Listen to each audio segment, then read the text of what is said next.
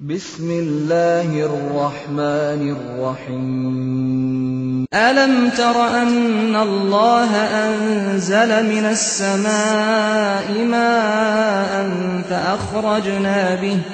فأخرجنا به ثمرات مختلفا ألوانها ومن الجبال جدد بيض وحمر مختلف ألوانها وغرابيب سود. صدق الله العظيم. Alam tara anna Allah, tidakkah engkau melihat bahwa Allah anzala minas samaa'i ma'a, menurunkan hujan dari langit. Fa akhrajna bihi thamaratin mukhtalifan alwanuha, lalu kami keluarkan dengan air hujan itu buah-buahan yang berlain-lain jenis dan rupanya. Wa minal jibali judadun bidun wa humrun mukhtalifun alwanuha, dan di antara gunung ganang pula ada yang mempunyai jalur-jalur serta lorong-lorong putih dan merah yang berlainan warnanya. Wa gharabibu sud, dan ada juga yang hitam legam. Ayat ini ingin memperkatakan kepada kita tentang alam al-kaun, alam semesta, alam buana kita sebutnya. Disebutnya di sini dicampurnya pelbagai keadaan. Langit menurunkan hujan, bumi mengeluarkan buah-buah yang berlainan warna, bukit bukau ada lorong-lorong putih, merah dan hitam. Ini semuanya dalil-dalil wujud Allah di alam al-kaun, alam kauniyat kita sebutnya. Al-Quran seperti yang biasa kita sebutkan, apabila berbicara tentang sesuatu tidak ditumpu kepada satu benda saja. Sedangkan dalam ayat yang kita bicarakan di sini, Hujan banyak perkara sebenarnya mengandungi dalam hujan ini. Mengandungi awan, mengandungi laut, air laut yang dalam musim panas, musim sejuk. Dia ada menurunkan hujan, bagaimana mendung, menciptakan, membentuk air hujan, boleh menurunkan, kemudiannya angin boleh menghantarkan hujan ke tempat-tempat yang diperlukan. Banyak perkara. Mungkin terfikir kita, Quran ni kalau ada mempunyai pasal-pasalnya, pasal hujan, pasal langit, pasal bumi, pasal bukit, pasal-pasal. Jadi kita nak baca senang, kita nak baca pasal bukit, buka pasal bukit, buka pasal sungai, buka pasal langit, buka pasal-pasal. Tapi tidak macam tu. Tidak macam tu Quran. Dicampur aduk semua sekali. Kita perlu faham bahawa Al-Quran bukan setakat dia kitab yang boleh dibaca, tapi kitab ini kitab panduan dan amalinya sekaligus. Bukan satu buku panduan, kita baca panduan, kemudian kita tinggal, kita ambil baca, kita tinggal. Tidak, Quran tidak, ia amal sekaligus. Jadi supaya manusia tidak jemu untuk mengikuti pedoman Al-Quranul Karim, dicampur aduknya semua sekali pada satu masa, supaya kita baca dan pada masa yang sama kita merasakan kepelbagaian dalil-dalil kebesaran Allah Subhanahu wa taala. Kita rasa nikmatnya. Andainya diletakkan dipisah-pisahkan bab, fasal umpamanya, maka sudah tentu kita tidak merasa semua sekali. Kita merasakan hanya satu saja. Ini bertentangan dengan tabiat manusia. Tabiat manusia ini, katakanlah dia suka makan. Dia akan jemu kalau seminggu dia makan satu bahan saja, nasi lemak saja, seminggu dia akan jemu. Jadi perlulah lauk-lauk ini dipelbagaikan, makanan dia dipelbagaikan. Ada sayur, ada kacang, ada daging, ada ikan, ada macam-macam lagi. Dia akan terasa kelazatan. Lazatnya, barang-barang yang diambil itu terdiri daripada semua perkara. Tapi kalau satu perkara saja, dia akan bertanya, mana sayurnya? Ini daging, nasi daging saja tiap-tiap hari, nasi sayur saja tiap-tiap hari, nasi roti saja. Manusia ni bila diberi kepadanya, manusia nasi lah. Manusia macam kita ni, seminggu pergi, 2 hari saja tanya, ada nasi ke? Ada nasi ke? Tak ada di sini. Di sini semua orang makan roti. Dia menghadapi masalah dia cintakan nasi yang dia biasa makan. Sudah. Al-Quranul Karim selari dengan tabiat hidup manusia. Selari. Jika dia baca tentang hidayat Allah, tentang pedoman kita membaca langit, kita pada masa yang sama juga diajar membaca warna-warni yang ada di bumi. Kita diajar juga membaca ayat-ayat mengenai hujan, bagaimana dia terbentuk, bagaimana hujan itu turun, bagaimana dia boleh beralih dari satu tempat ke satu tempat yang lain. Dia boleh baca sekali jalan saja. Inilah dia rahsia Al-Quranul Karim yang tidak jemur untuk dibaca. Ini kitab suci Al-Quranul Karim. Dia bukan merupakan suatu tesis PhD. Ada fasalnya, ada bahagian, ada babnya, ada fasalnya. Tak kena fasal, tak kena bab, dia buang, dia tolak. Ini Al-Quran. Al-Quran ni kitab suci, bukan kitab kotor. Kitab suci Al-Quranul Karim yang dicipta oleh Allah Subhanahu wa taala, yang juga Allah menciptakan manusia. Allah menciptakan manusia, dialah juga yang menurunkan kitab, dialah juga yang melantik Nabi Muhammad sebagai nabi, dialah juga yang menjadikan seluruh alam ini dan semua sekali akan kembali kepadanya. Kita lihat. Pertama sekali Allah memulakan ayat ini dengan firman-Nya, alam tara. Alam tara terjemahannya, tidakkah engkau melihat? Kita bersebutkan tara ini makna lihat. Dia lihat, dia ada 2 lihat. Penglihatan dengan mata kepala, penglihatan dengan mata hati. Kedua-dua ini mempunyai penglihatan. Manusia mempunyai penglihatan dengan 2 mata ini. Alam tara terjemahnya, tidakkah engkau melihat? Jika disebutkan dalam bahasa Arab, kita kata macam mana ni? Ra'aitu syamsa sati'atan. Aku lihat matahari cerah. Sati'atan, memancar cahaya, cerah. Kita lihat dengan apa? Kita lihat dengan mata kepala. Ra'aitu syamsa, aku lihat matahari dengan mata kepala. Tapi jika kita katakan ra'aitul ilma nafi'an, ra'aitul ilma nafi'an, aku lihat ilmu, aku berpendapat, ya. Aku lihat, yang dilihat dengan mata hati. Aku berpendapat ilmu berguna. Kita tidak lihat dengan mata ilmu, tapi lihat dengan mata hati. Tidak dilihat dengan mata kepala. Allah Subhanahu wa taala mengajak kita alam tara dua sekali. Lihat dengan mata kepala, lihat dengan mata hati. Dengan 2 penglihatan ini, kita akan sampai kepada matlamat yang kita cari dari pembacaan Al-Quran dan pembacaan alam ini. Kita baca muka alam ini, safhatul kaun. Kita baca, kita akan sampai kepada matlamatnya, yaitu matlamatnya yakin kepada kebesaran Allah Subhanahu wa taala yang mengatur hidup manusia dan memberi kepadanya pedoman ini, pedoman hidup bersama Al-Quranul Karim. Alam tara anna Allah anzala minas sama'i ma'a fa akhrajna bihi samaratin mukhtalifan alwanuha. Tidakkah engkau melihat bahawa Allah menurunkan hujan dari langit? Satu fasal, satu bahagian. Allah menurunkan hujan dari langit. Bagaimana terbentuk hujan? Bagaimana air boleh naik disimpan di udara dalam mendung, kemudiannya angin datang, angin membawanya ke tempat-tempat yang memerlukan air, manusia, hayawan, kemudian melahirkan pokok-pokok, tumbuh-tumbuhan, boleh dimakan oleh manusia, boleh dimakan oleh hayawan, kemudian hayawan pula dimakan oleh manusia. Alhamdulillah, jauhnya datang daripada air, kemudian manusia sebelum manusia boleh makan daging kurban itu, banyaknya dilalui hujan dulu yang memainkan peranan bersama dengan bumi.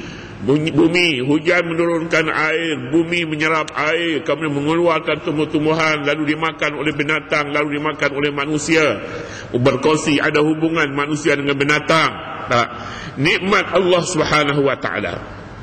Kemudian ayat nantinya akan menyebutkan innama yakhshallaha min ibadihi ulama. Yang takutkan kepada Allah ini ialah orang yang mengetahui hakikat ini, tahu sebenarnya proses bagaimana hujan diturunkan, tahu bagaimana warna-warni yang ada pada buah-buahan yang dimakan oleh manusia, tahu hikmat yang ada di sebalik bukit yang mempunyai lorong-lorong yang warna-warni, judadun bidun wa humrun mukhtalifun alwanuha. Ayat berikutnya nanti innama yakhshallaha min ibadihi al-ulama. Orang yang ulama, orang yang mengetahui. Orang yang mengetahui lah, mengetahui ini tidak sekadar mengetahui agama sajalah, dia mengetahui pula hikmat kejadian alam ini. Ini ulama maksudnya. Pertama sekali Allah Subhanahu wa taala dedahkan di sini anzala minas samai ma'an. Allah Subhanahu wa taala menurunkan dari langit.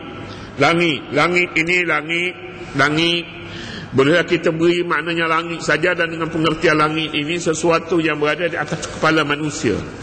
Benda-benda yang berada di atas, kita lihat ke atas, nampak sesuatu di atas, maka itu langitlah namanya. Kullu ma'alaka fahuwa sama. Benda-benda yang duduk di atas anda, maka itu langit namanya. Tak boleh nak bilang lah nama berapa ada langit, berapa benda yang di atas kepala anda, dan kita tidak mengetahui hakikat sebenarnya berapa alam yang ada selain daripada alam bumi yang kecil ini yang kita menumpang di sini, yang kira-kira kalau banding dengan matahari 30 kali bumi boleh masuk ke dalam matahari. 30 kali bumi ini, besar bumi ini, maknanya bumi kecil. Bumi kecil tempat kita duduk ini. Sebab dia tempat ni tempat manusia menumpang sementara saja. Rumah kecil cukup dah. Kecil. Kalau rumah besar-besar ni nanti pulaknya dia susah nak pindah. Kita pun duduk sekejap nak pindah lah pula. Pindah ke alam lain, namanya alam barzakh. Alam kubur. Alam sana pun sementara juga, sementara dipindahkan pada satu alam yang lain. Ya. Kemudian di sini alam tara, tidakkah engkau lihat di sini, bukan lihat dengan mata kepala, tapi melihat dengan pemikiran, lihat dengan ilmu, ataupun kedua-duanya sekali, lihat dengan mata kepala dan lihat dengan ilmu. Alam tara. Sebab kalau kita tidak mempunyai ilmu, kita tak boleh nak ulas lebih jauh lagi tentang proses penurunan hujan. Dengan ilmu, dengan mata kepala saja tak cukup, tapi mahulah dengan ilmu, belajarlah sikit, belajar. Annallaha anzala minas samai ma'an. Allah menurunkan dari as-sama', dari langit, ma'an, air. Air apa? Air hujan. Hujan ini dia mempunyai musim-musim dia. Ada musim kemarau, musim hujan. Ada lagi negeri-negeri lain, ada musim sejuk, musim bunga, musim gugur, musim panas. Dia ada musim-musimnya. Jadi air hujan ini juga, hujan mempunyai musimnya. Alam tara, kamu tak saksi ke? Kamu tak faham ke? Kamu tak belajar ke? Sebabnya tentulah kita kata belajarlah sikit-sikit. Jadi bila hujan, ada musim hujan, takdirnya lah kita telah hidup di sini, di bumi ini 40 tahun.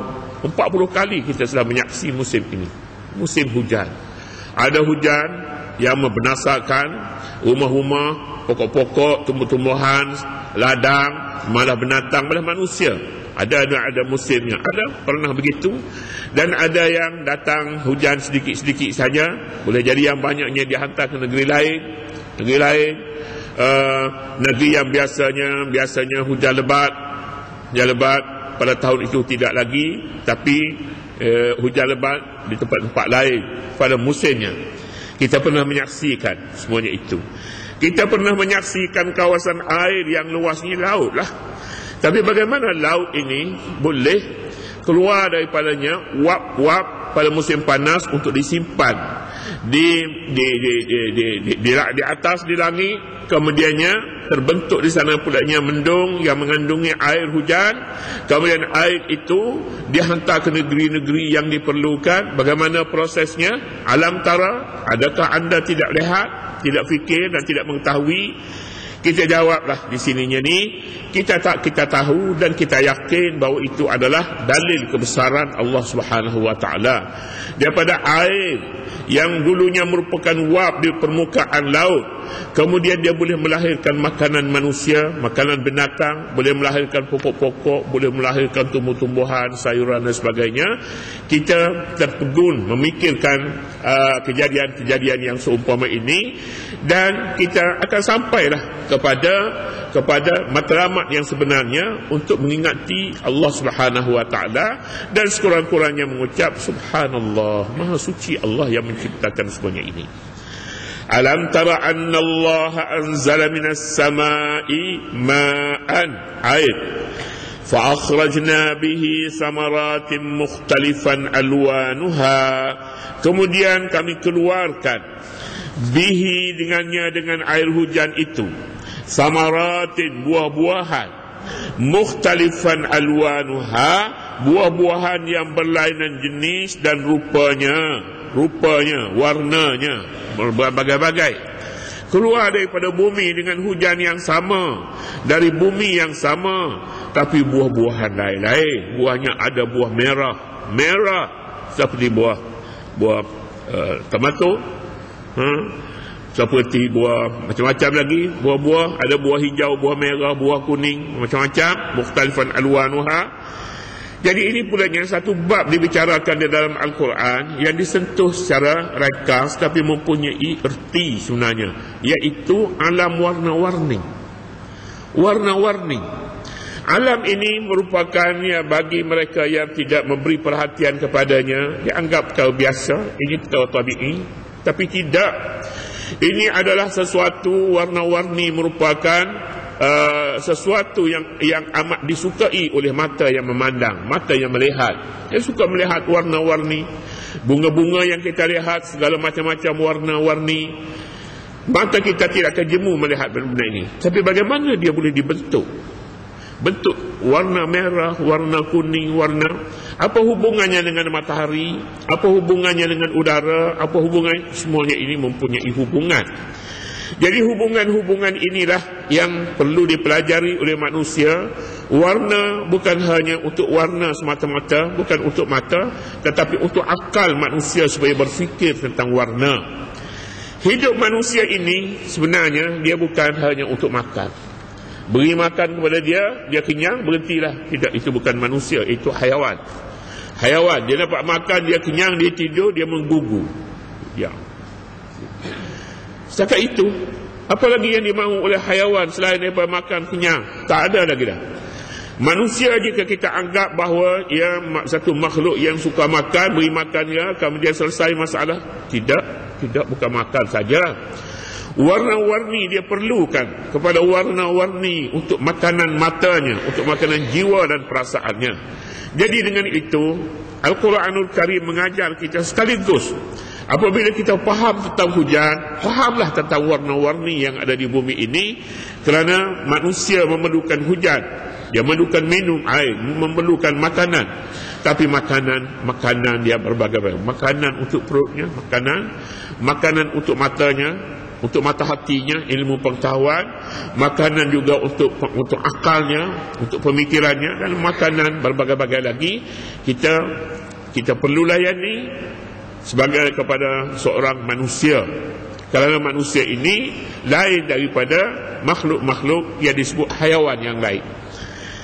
Fa akhrajna bihi samaratin mukhtalifan alwanuha, lalu kami keluarkan daripada bihi dengan air itu samaratin, segala macam buah. Ada buahnya di rantau ini, ada buah yang tak ada di sini tapi ada di sana. Ada buah yang ada di sana tak ada di sini, dan ada yang tak pernah kita lihat buah itu, sebab buah itu tak ada di sini. Ada orang tak pernah lihat, dia ada di sini saja. Ini buah rambutan, orang Arab kata dia tak ada makna ni.